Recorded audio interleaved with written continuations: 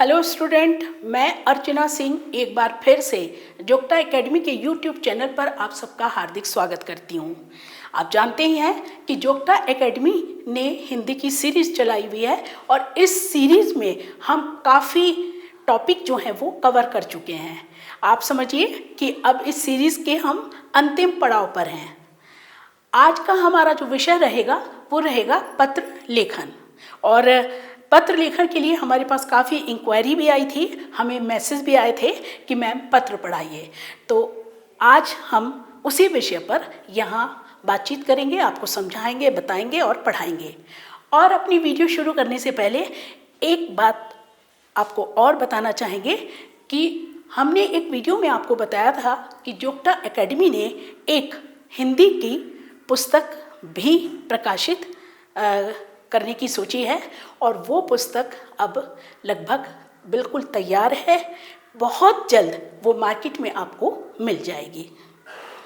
तो अपनी वीडियो शुरू करते हैं। और सबसे पहले बताते हैं कि पत्र क्या होता है।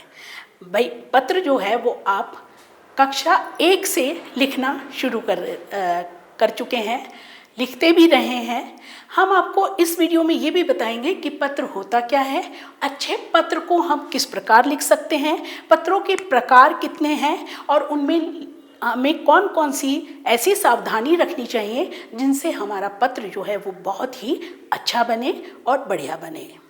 तो सबसे पहले है कि पत्र शब्द क्या है। तो पत्र शब्द जो है वो संस्कृत की भाषा से निकला है जिसका अर्थ होता है पत्ता।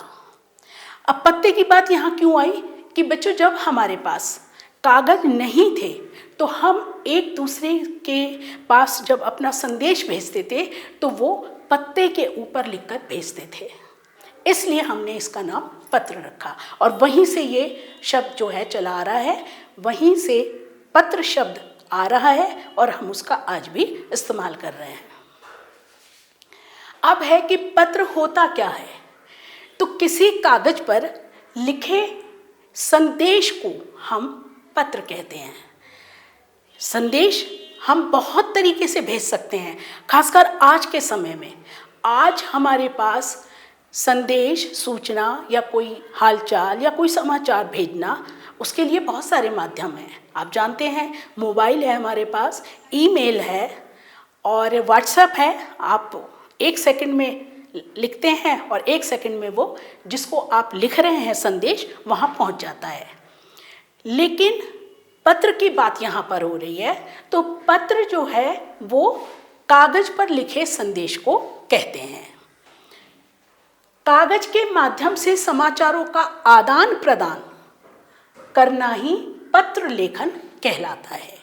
यानी हम अपने मन की बात, हम अपने हालचाल, समाचार, कोई सूचना, कोई संदेश जब किसी कागज पर लिखकर किसी को प्रेषित करते हैं, भेजते हैं, तो वो हमारा पत्र कहलाता है। और जैसा हमने बताया कि आज के समय में हमारे पास पत्रों के अलावा और भी बहुत सारे ऐसे माध्यम हैं, लेकिन जो बात पत्र लिखने में है वो इन चीज़ों से नहीं हो सकती। अब चाहे हमारे पास कितने भी हों पत्र या समाचार या संदेश भेजने के साधन, हमारे पास कितने भी हों, लेकिन आज भी पत्र प्रमुख और प्रभावशाली माने जाते हैं। जितने भी हमारे सरकारी कार्यालय हैं, हमारी सेना है, इन सब में जितना भी सूचनाओं का, संदेशों का आदान प्रदान होता है वो पत्र के द्वारा ही होता है। बेशक हम लोग शायद आज पत्र नहीं लिखते, आप लोग भी ईमेल ही करते होंगे, लेकिन पत्र आज भी चलन में है और इनका इतना ही महत्व भी है। अब है कि हम एक अच्छा पत्र कैसे लिखें, यानी हम वो कौन सी बात अपनाएं, किन बातों का हम पालन करें और किन बातों को हम छोड़ें जो हमारा पत्र बहुत ही प्रभावशाली बने और दूसरे के ऊपर प्रभाव भी छोड़े और हमें भी अच्छा लगे लिखने में। तो अब ये आपको बताते हैं। इसके लिए सबसे पहले हमारे पास सरलता और सहजता, ये दो बातें आपको याद रखनी है जब आप पत्र लिखेंगे। अगर आप इन बातों को अपने पत्र में समावेश करते हैं, सम्मिलित करते हैं, तो पत्र आपका बहुत अच्छा बनेगा। तो सरलता और सहजता।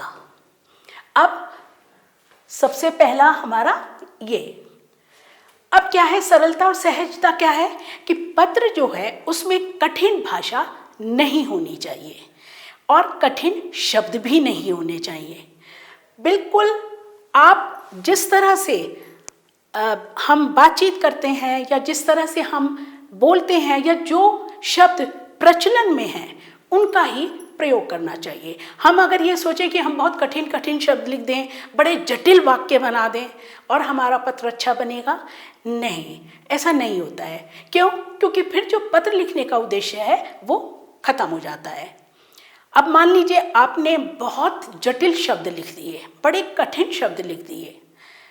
अब आपने तो लिख दिए, लेकिन जिसको आप प्रेषित कर रहे हैं पत्र, यानी जिसको पत्र भेज रहे हैं आप, उसे भी तो समझ में आना चाहिए कि नहीं आना चाहिए। और वो उस आपके शब्दों को, आपके वाक्यों को ना समझे, ना समझ पाए, तो फिर पत्र का उद्देश्य खत्म हो जाता है, उसे इंटरेस्ट भी नहीं आएगा, वो हो सकता है पत्र भी आपका ना पढ़े।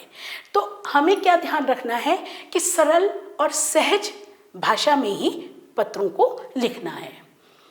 कई बार क्या होता है, आप जटिल वाक्य है, मान लीजिए आप कहना चाहते हैं कि मान लीजिए मित्र को पत्र लिख रहे हैं आप कि मित्र मैं यहाँ पर बिल्कुल ठीक हूँ, आशा करता हूँ आप भी ठीक होंगे।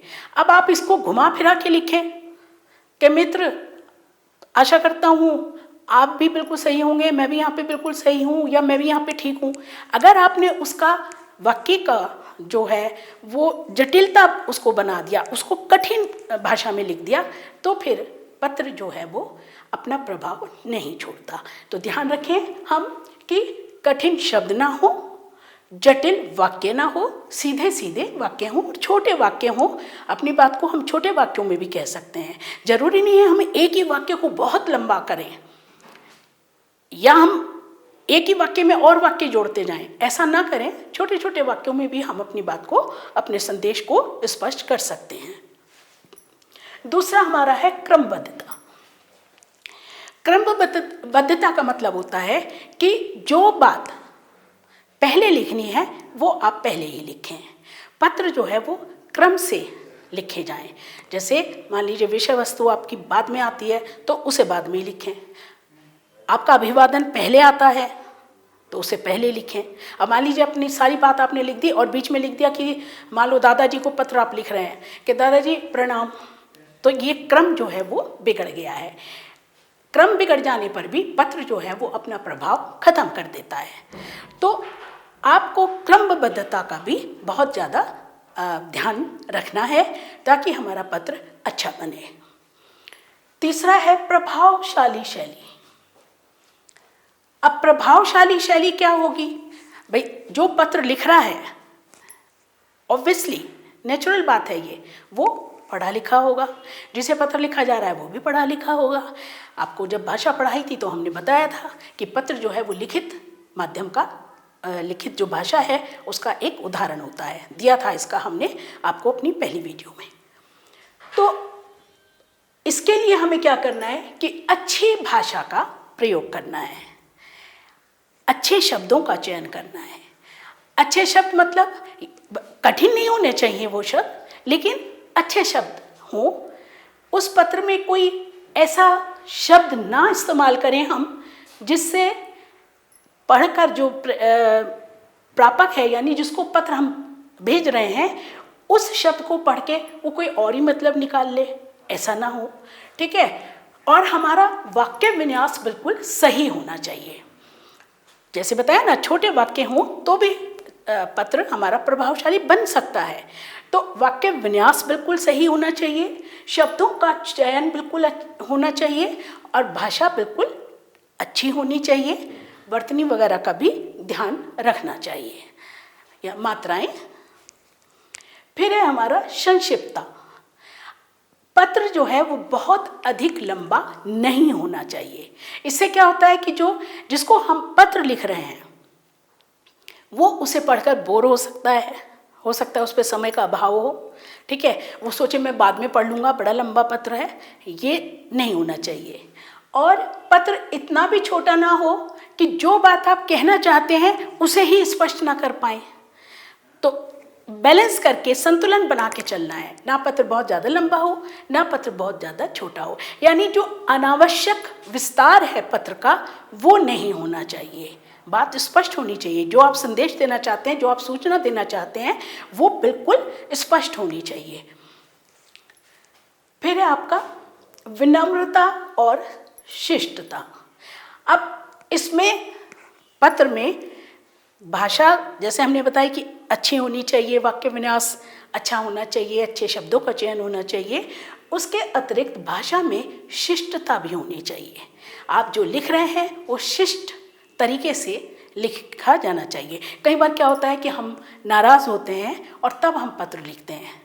मान लीजिए आप नाराज़ होकर भी पत्र लिख रहे हैं तो भी शिष्टता को नहीं छोड़ना चाहिए और विनम्रता उस पत्र के अंदर बनी रहनी चाहिए।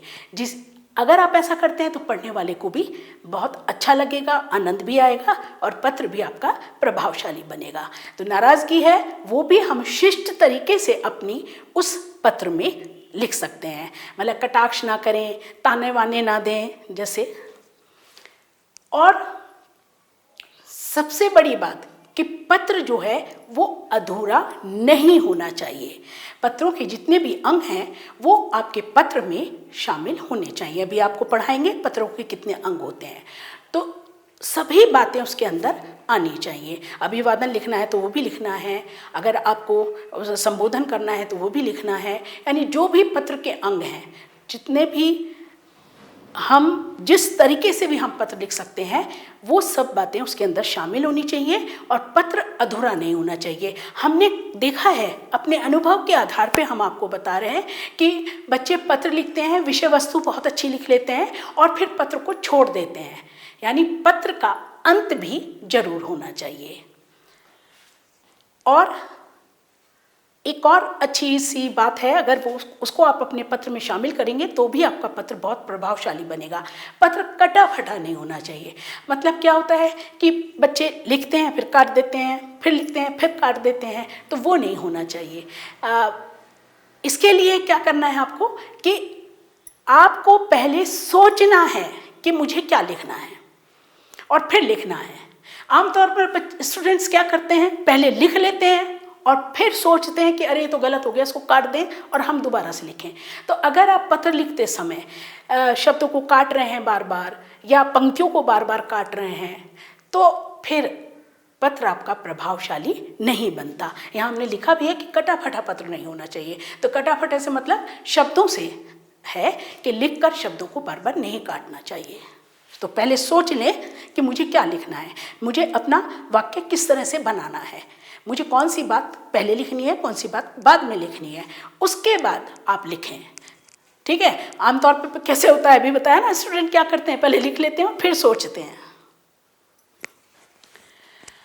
अब है पत्रों के भाग। अभी बताया ना हमने आपको कि पत्र संक्षिप्त होना चाहिए तो, लेकिन उसमें अधूरा नहीं होना चाहिए पत्र। तो पत्र के 3 भाग होते हैं। सबसे पहले है प्रथम भाग। इस भाग में हम क्या क्या लिखते हैं, तो इस भाग में हम पता, प्रेषक और प्राप्तकर्ता।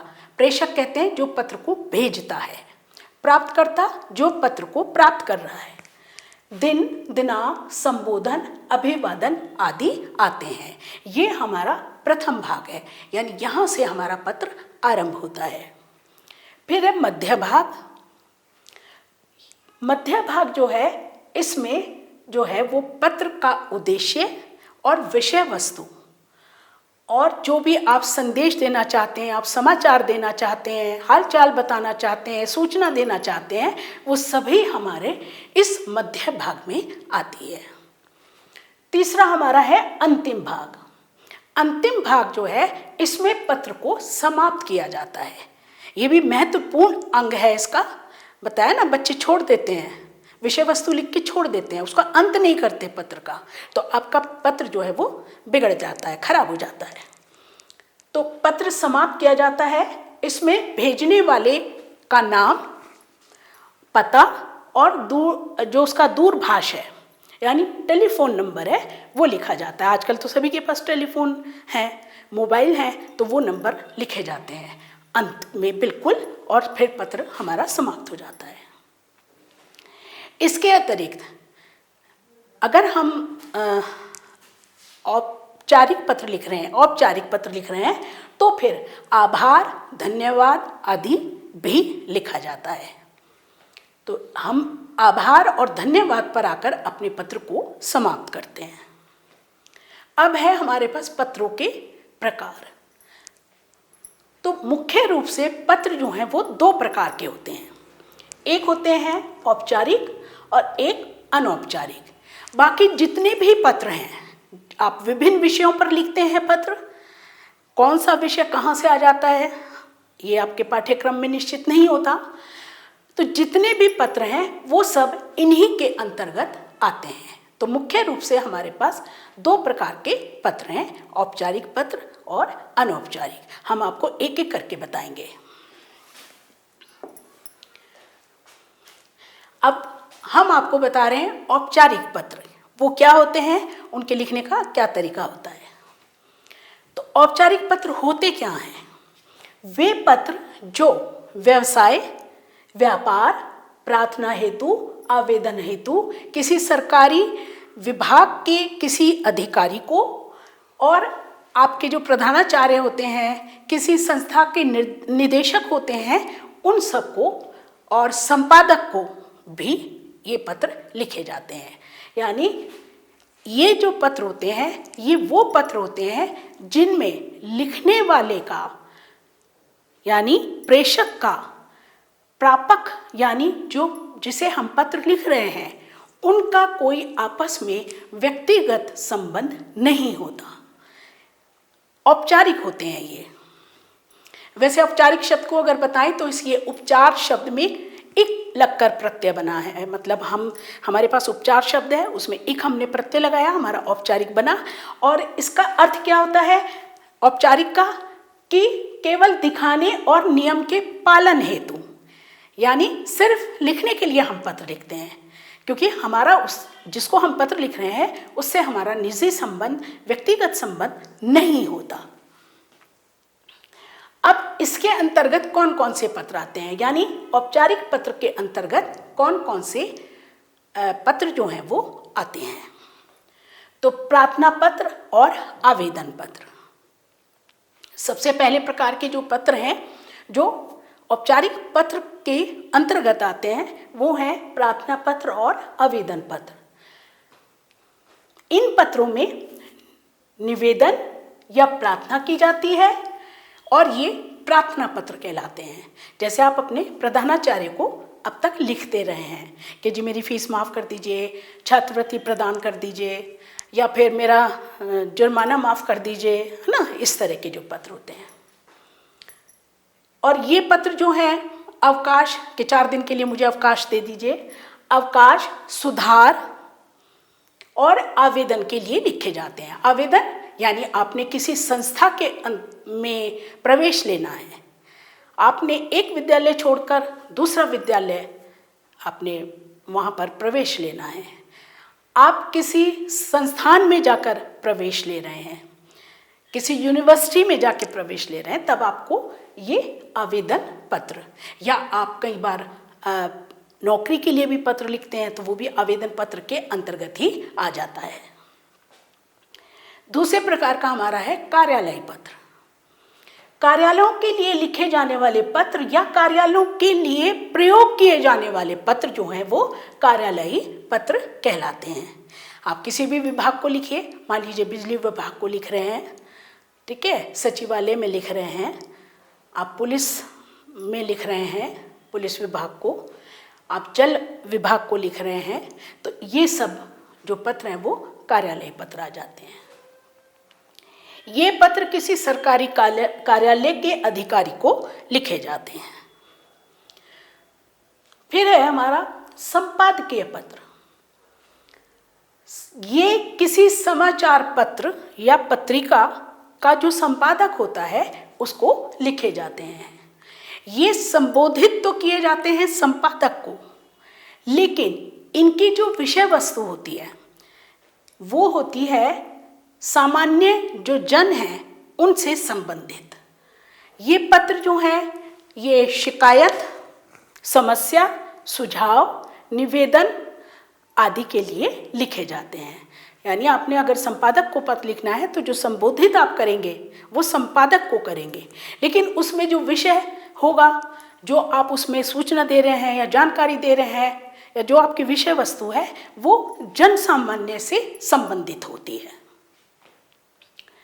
वैसे संपादकीय पत्र जो होते हैं इसमें एक पत्र ऐसा भी होता है जो व्यक्तिगत तौर पे लिखा जाता है, वो अभी हम आपको आगे बता देंगे। फिर है हमारा चौथा व्यावसायिक या व्यापारिक पत्र।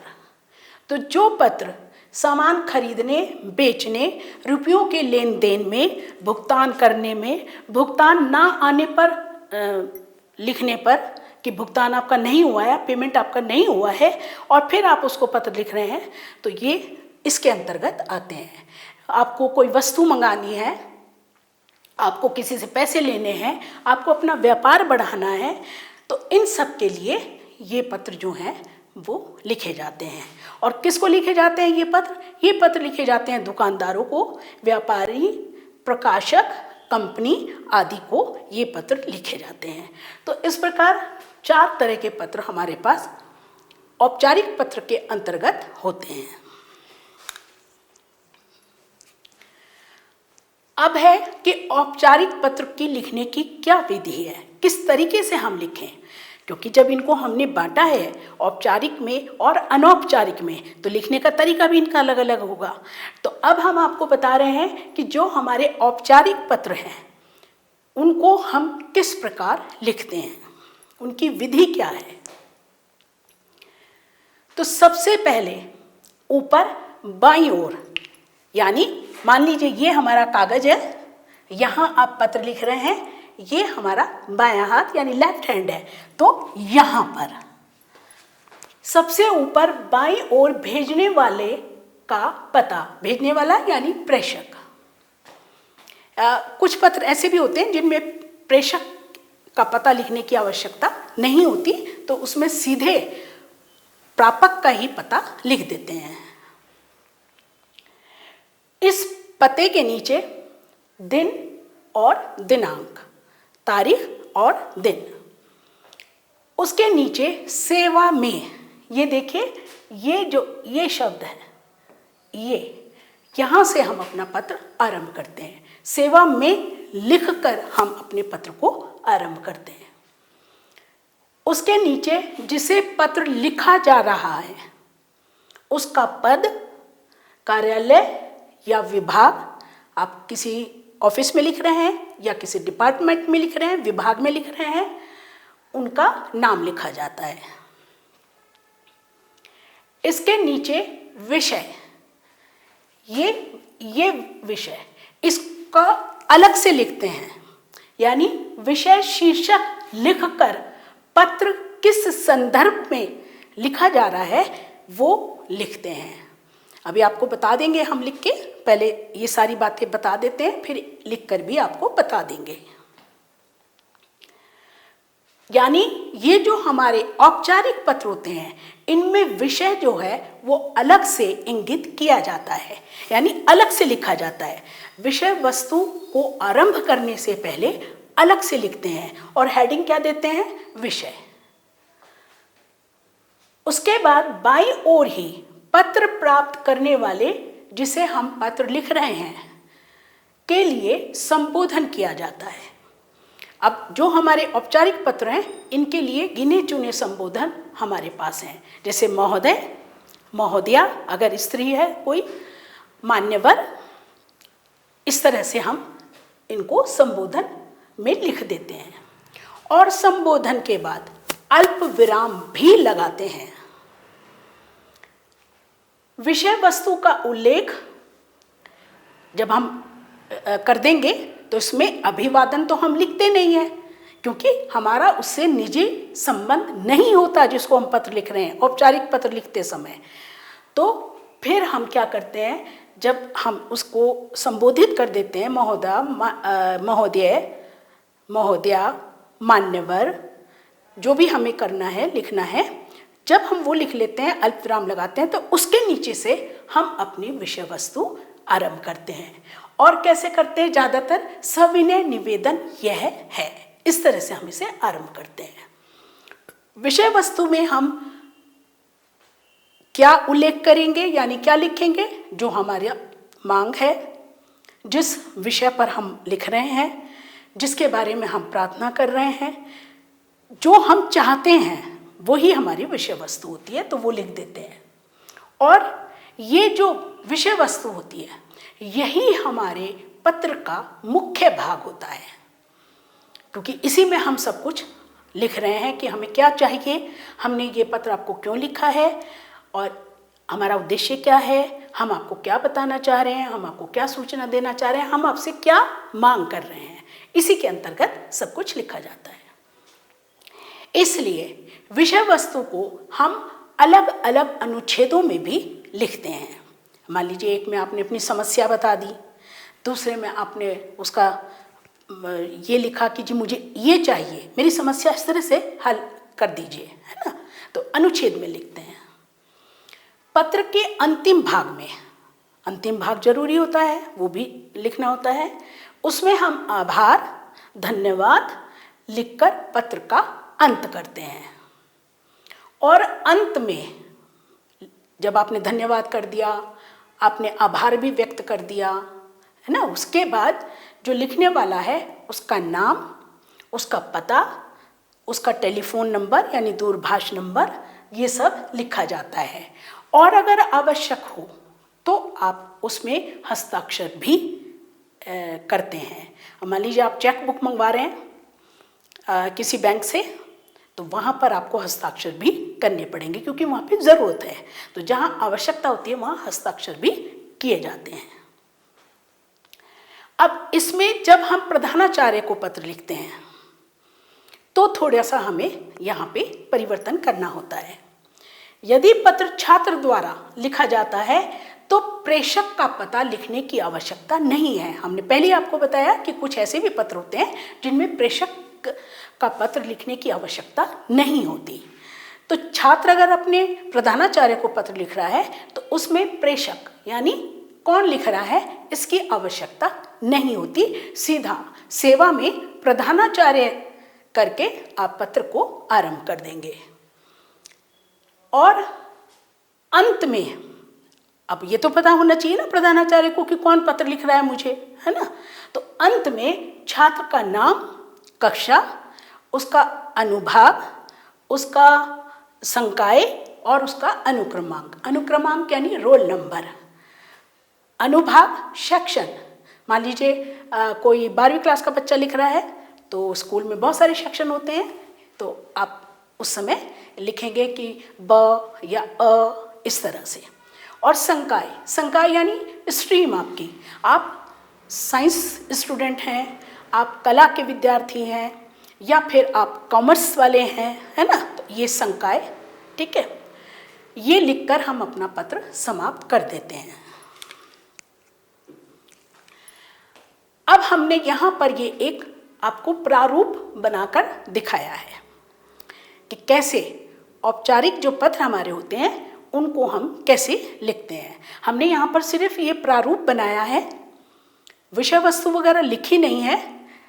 जो बातें हमने आपको बताई उसको हमने एक फॉर्म के रूप में, एक प्रारूप के रूप में आपके सामने रखा है। ये देखिए, तो सबसे पहले हमने बताया था कि प्रेषक का पता होता है, तो यहाँ पता। अब मान लीजिए अगर हम पत्र लिख रहे हैं तो यहाँ पर हम अपना नाम लिखेंगे, जो मेरे घर का पता होगा वो लिखेंगे, ठीक है। दिन और दिनांक, अब जैसे आज पत्र लिख रहे हैं, आप लोग तो परीक्षा में लिखेंगे, स्टूडेंट तो परीक्षा में ही पत्र लिखते हैं, तो जिस दिन आपकी परीक्षा होगी वही दिन और वही दिनांक आप डाल सकते हैं।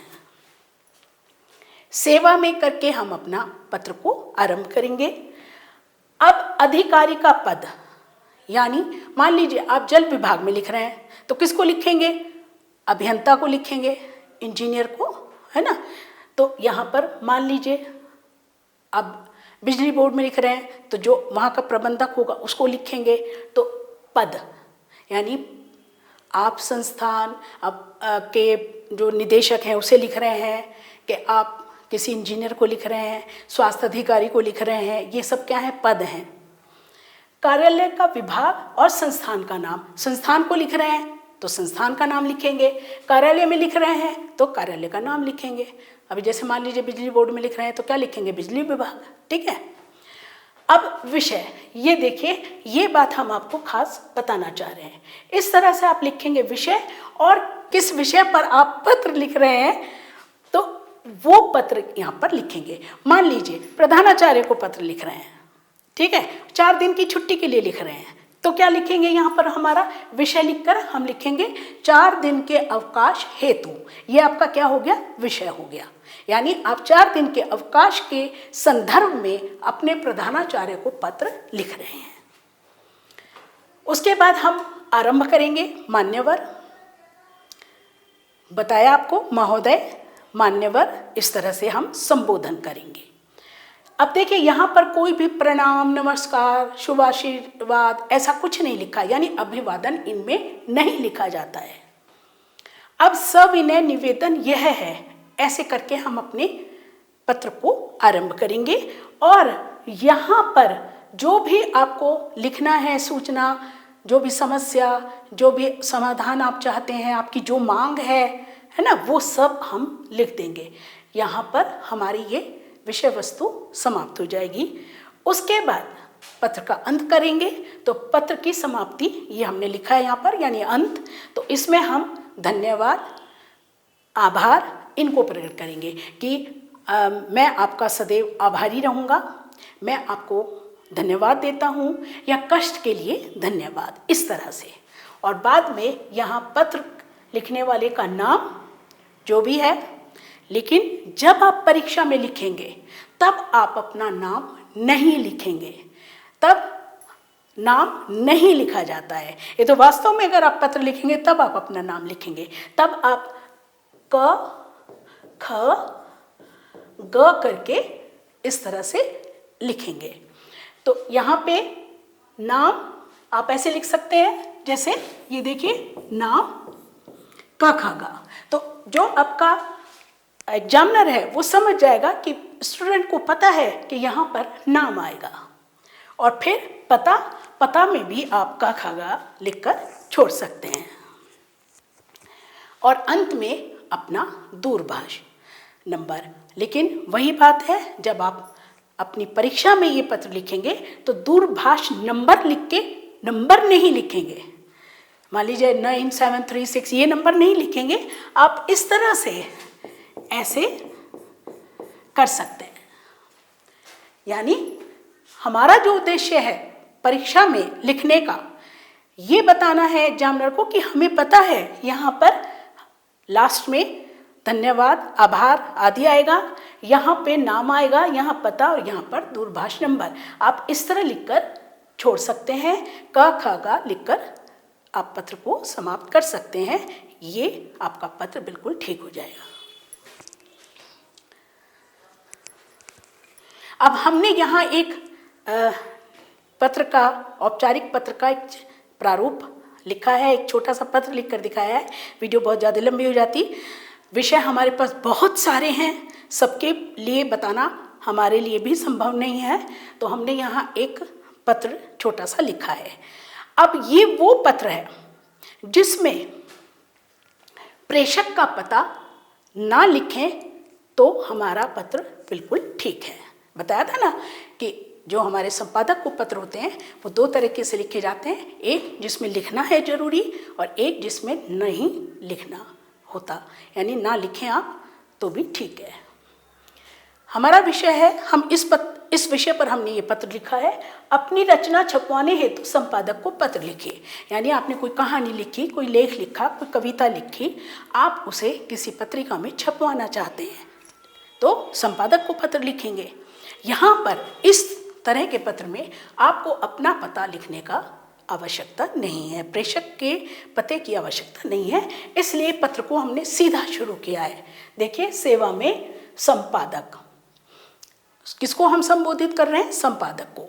ये हमने रजनीगंधा ऐसे ही लिख दिया, एक पत्रिका का नाम, ठीक है। तो रजनीगंधा ये पत्रिका का नाम है, नई दिल्ली, किस शहर में है ये। यहाँ से हमने पत्र अपना शुरू किया, महोदय, और यहाँ पर ये दिन और दिनांक, तो जैसे आज हम आपको पत्र पढ़ा रहे हैं तो हम आज का ही आपको बता देते हैं कि दिन आज आपका है सोमवार और दिनांक आज आपकी है 7/8। तो यहाँ पत्र हमने शुरू किया, महोदय मैं सार्थक जो पत्र लिख रहा है, दिल्ली का निवासी हूँ। मैंने पत्रिका रजनीगंधा, ये देखिए पत्रिका का नाम यहाँ आना जरूरी है, के लिए एक कहानी। अब कहानी, ये जिसका शीर्षक, आपने कहानी का कोई नाम रखा है, शीर्षक रखा है, उसका भी यहाँ पर उल्लेख करना अति अनिवार्य है। जिसका शीर्षक दीवारों पर ढलती धूप है, लिखी है। कृपया आप इसे रजनीगंधा में स्थान देकर मुझे उपकृत करें। ये आपका धन्यवाद आ गया, जो भी है ना, धन्यवाद और कृतज्ञता आपने प्रकट कर दी है। अब जब आप रचना छपवाने के लिए अपना पत्र लिखेंगे तो आपको ये पंक्ति अनिवार्य रूप से लिखनी होती है। क्या? मैं आपको विश्वास दिलाता हूं कि कहानी मौलिक और अप्रकाशित है। मौलिक यानी आपकी अपनी रचना है, आपने किसी और की नहीं ली है। अप्रकाशित यानी इससे पहले ये कहीं भी छपी नहीं है। तो मैं आपको विश्वास दिलाता हूं कि कहानी मौलिक और अप्रकाशित है। मैं सदैव आपका आभारी रहूंगा। कष्ट के लिए धन्यवाद। अब यहाँ पे जो नीचे है, जैसे आपका हमने यहाँ पे हितैषी लिखा है, ठीक है, आपका हितैषी, भवदीय भी लिख सकते हैं आप। यहाँ पे नाम, ये देखिए हमने पूरा लिखकर दिखाया है यहाँ पर पता, पर एग्जाम में आपको अपना नाम नहीं लिखना है, ये तो हमने आपको सिर्फ लिखकर दिखाया है। यहाँ पर मकान नंबर 28/7, गली नंबर 5, कुंज विहार, नई दिल्ली। इस तरह से हम पता लिखते हैं। फिर से एक बार याद दिला दें, परीक्षा देते समय आपको अपना ओरिजिनल पता नहीं लिखना है, सिर्फ क ख ग लिख के, पता लिख के आगे डैश करके छोड़ देना है। तो ये पत्र हमारा एक औपचारिक पत्र है। औपचारिक पत्रों की खासियत और भी होती है कि ये बहुत संक्षिप्त होते हैं। आपको बताया भी है कि संक्षिप्त होने चाहिए पत्र, बहुत संक्षिप्त होते हैं। इनमें इधर उधर की बातें नहीं करते हैं, टू द पॉइंट करते हैं। बिल्कुल औपचारिकता निभाने के लिए ही तो ये पत्र लिखे जाते हैं, इसीलिए तो इनको हम औपचारिक पत्र कहते हैं। तो देखिए, छोटा सा बिल्कुल ये पत्र है। तो स्टूडेंट, हम आशा करते हैं कि आपको औपचारिक पत्रों के बारे में काफ़ी जानकारी मिल गई होगी। बाकी विस्तृत रूप से आप पत्रों को पढ़ने के लिए पुस्तक पढ़िए। और जैसा हमने बताया कि जोगटो प्रकाशन की ओर से एक पुस्तक हिंदी की बहुत जल्द प्रकाशित होने वाली है, बहुत जल्द वो मार्केट में आने वाली है। तो आप उसको पढ़िए, उसमें विभिन्न विषयों पर आपको पत्र जो हैं वो मिल जाएंगे। तो जो अब मिलते हैं अगली वीडियो में, जिसमें हम आपको अनौपचारिक पत्रों के बारे में बताएंगे।